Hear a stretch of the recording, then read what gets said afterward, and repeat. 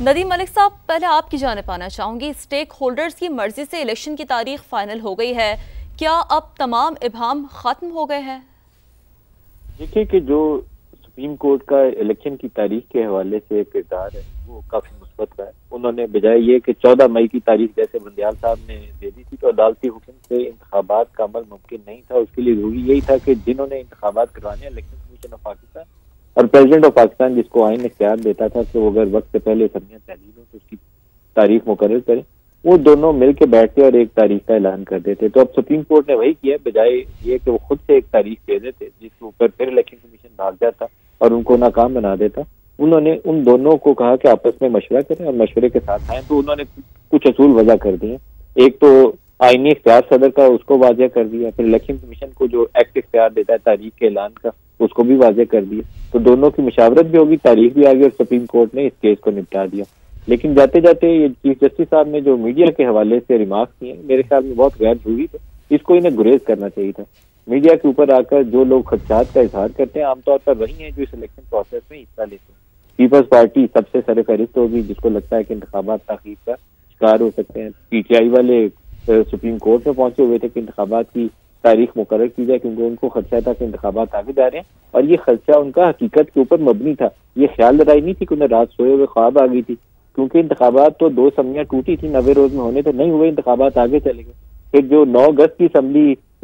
شہباز شریف نے تحلیل کی وقت سے پہلے، اس کے بعد بھی 90 روز کی مدت گزر گئی، پھر بھی نہیں ہوئے۔ تو جو لوگ خدشات کا اظہار کر رہے تھے وہ ان کی بدگمانی نہیں تھی، وہ گراؤنڈ ریالٹیز کے اوپر اپنا انالیسس دے رہے تھے کہ انتخابات آگے جا رہے ہیں۔ تو سپریم کورٹ کی جانب سے یہ جو ریمارکس میڈیا کے متعلق ہیں یہ غیر ضروری ہے، میں ان سے اتفاق نہیں کرتا۔ میرے خیال میں چیف صاحب کو اپنے ریمارکس کے اوپر دوبارہ غور کرنا چاہیے۔ اچھا منیب صاحب، جس طرح ندیم صاحب بھی فرما رہے ہیں کہ میڈیا کے حوالے سے بڑے اہم ریمارکس دیے ہیں چیف جسٹس آف پاکستان نے کہ اگر کسی چینل نے کہا کہ انتخابات نہیں ہوں گے تو آئین کی خلاف ورزی پر ایکشن ہوگا، کوئی بھی مائک پکڑ کر یہ کہہ دے کہ مجھے نہیں لگتا کہ الیکشن ہوں گے تو یہ آزادی اظہار نہیں ہے۔ کیا ہے، آپ اس کے پر کیا رائے رکھتے ہیں منیب صاحب؟ سب سے پہلے تو گزشتہ روز تک تو میں بڑا خوش تھا کہ چیف جسٹس صاحب نے کوئی اس میں مداخلت سپریم کورٹ کی طرف سے نہیں کروائی، بلکہ جس کا کام تھا اور ایک انہوں نے چیز اسٹیبلش کی کہ صدر کا آئینی اختیار ہے کہ وہ انتخابات کی تاریخ کا اعلان کرے، ساتھ الیکشن کمیشن کی ذمہ داری ہے، اور انہوں نے کل بھی فرمایا کہ اب یہ ایسا کچھ نہیں کریں گے کہ سپریم کورٹ کو حکم دے، وہ جو مجاز اتھارٹیز ہیں وہی کریں گی اور ہم ایک حکم نامہ جاری کریں گے۔ بہت اچھی بات ہے اور مجھے بڑی خوشی ہوئی۔ لیکن میں ندیم ملک صاحب کی گفتگو سے مکمل طور پر اتفاق کروں گا، بلکہ میں تو یہ کہوں گا کہ چیف جسٹس صاحب بہت ہی قابل احترام اور بہت ہی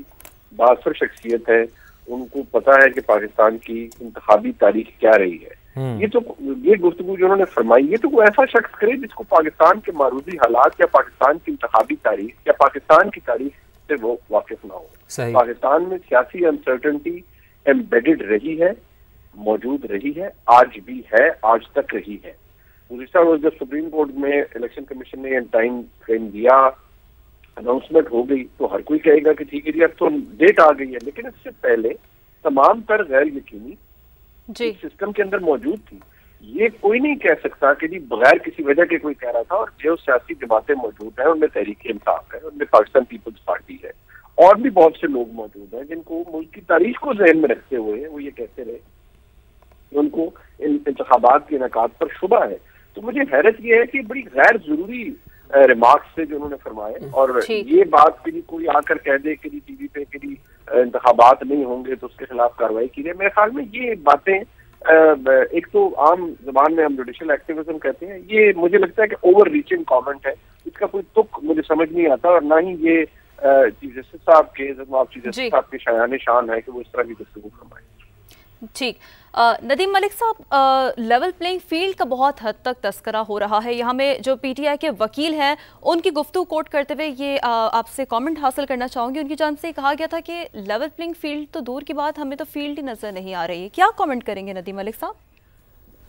اس کامنٹ کے اندر دوبارہ جب وہ کہتے ہیں کہ فیلڈ ہی نظر نہیں آ رہی، اس کامنٹ کے اندر دوبارہ ان کو خدشہ ہے کہ پتہ نہیں انتخابات ابھی بھی وقت سے ہونے ہیں نہیں یا کیسے ہونے ہیں، یہ بھی انہیں خدشہ ہے کہ صاف ستھرے بھی ہونے یا نہیں۔ انتخابی عمل جو ہے اس میں سارے لوگوں کو حصہ لینے کی مکمل اور یکساں موقع ملنا چاہیے، اس میں یہ نہیں ہونا چاہیے کہ نون لیگ کے لیے تو دروازے کھلے ہوں لیکن پی ٹی آئی کے لیے دروازے مکمل بند ہوں، یا پیپلز پارٹی کو یہ اعتراض ہو کہ انہیں سیم ٹریٹمنٹ نہیں ملا جو PMLN کو میسر ہے. اس وقت بظاہر تاثر یہ موجود ہے کہ 2018 میں جو محبت PTI کے لیے تھی اس وقت وہ محبت PMLN کے لیے موجود ہے. یہ محبت جو ہے یہ کسی حد تک رہے تو قابل قبول ہوگی، لیکن حد سے اگر بڑھ جاتی ہے تو پھر باقی جماعتیں اس انتخابی نتائج کی کریڈیبلٹی کے اوپر سوالات اٹھائیں گے. اور یہی وہ مسائل ہیں جو 2013 میں 18 میں پاکستان کو جس نے سنبھلنے نہیں دیا. تو الیکشن پروسیس کریڈیبل ہونا چاہیے اور ٹرانسپیرنٹ ہونا چاہیے اور اس کے نتائج قابل قبول ہونے چاہیے تمام سیاسی جماعتوں کے لیے. اس لیے جو اسٹیک ہولڈرز جن کے پاس اللہ تعالیٰ نے اختیار دیا ہوا ہے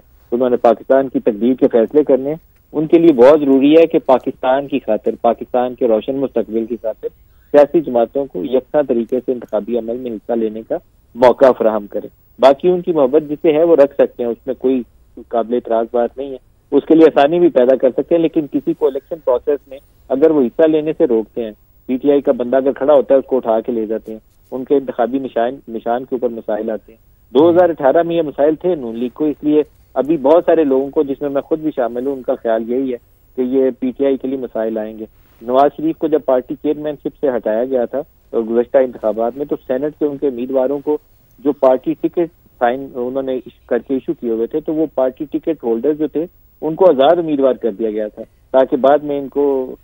وہ بنا کے نا وہ گھوڑا بنا کے کبھی ادھر لے جائیں کبھی ادھر لے جائیں اور وہ کام یہی کرتے بھی رہے. وہ رکھے پارٹی ٹکٹ ان کی ختم ہو گئی تھی تو انڈیپینڈنٹ حیثیت تھی، چاہے وہ PTI کو ووٹ کر رہے ہیں، چاہے وہ کاف کے بندے کو، چاہے باپ کے بندے کو ووٹ کر رہے ہیں، سب کے لیے وہ آزادی ہوگی تھی. تو یہ کام نہیں کرنے چاہیے. اس کام کے اندر نہ کسی جوڈیشری کو حصے دار بننا چاہیے نہ اسٹیبلشمنٹ کو. الیکشن پروسیس صاف ہونا چاہیے تاکہ اس کے نتائج کے اوپر سوالات ہوں. الیکشن پروسیس صاف اور شفاف ہونا چاہیے تاکہ نتائج کے اوپر کوئی بات نہ ہو. منیف صاحب،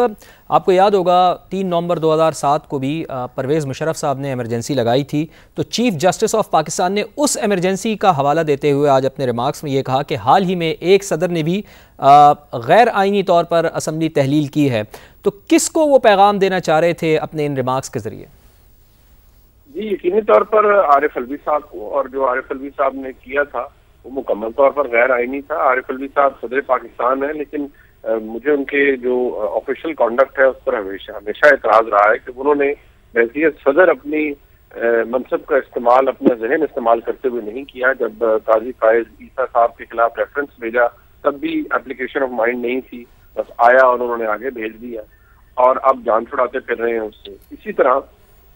یہ جو اسمبلی آرٹیکل 5 انووک کر کے سوری صاحب کی اس اناؤنسمنٹ کے بعد کی گئی اور اس کے بعد جتنا پروسیس کیا گیا لیئرز ایڈ کرنے کے لیے وہ سب غیر قانونی تھا، غیر آئینی تھا اور سپریم کورٹ نے اسے ڈکلیئر کیا کہ وہ وائلیشن آف دا کانسٹیٹیوشن تھا. تو ایک صدر جسے supreme commander of the arm forces بھی کہا جاتا ہے، جب وہ اس طرح کا غیر آئینی کام کریں گے تو وہ منصب پر رہنے کے کتنے لائق ہیں، کتنے قابل ہیں، اس پر تو سوال اٹھیں. صحیح، بالکل ٹھیک. ندیم ملک صاحب بہت بہت شکریہ آپ کا. منیف فاروق صاحب آپ کا بھی بہت بہت شکریہ.